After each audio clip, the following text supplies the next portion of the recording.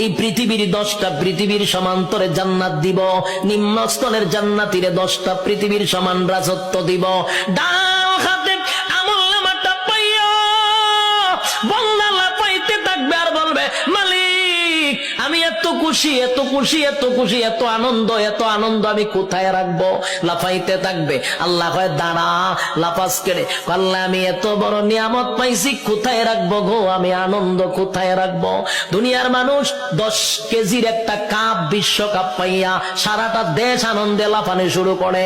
আর আল্লাহ কয় গোটা পৃথিবীর 10 পৃথিবীর সমান এক একটা রাজত্ব দিব। খুশি কম না বেশি?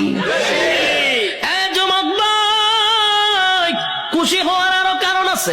আল্লাহ বলেন জান্নাতি শুন, দুনিয়াতে যদি তোর আমি আমেরিকার প্রেসিডেন্ট বানাইতাম, কিন্তু এক সময় তোর মরণ লাগতো।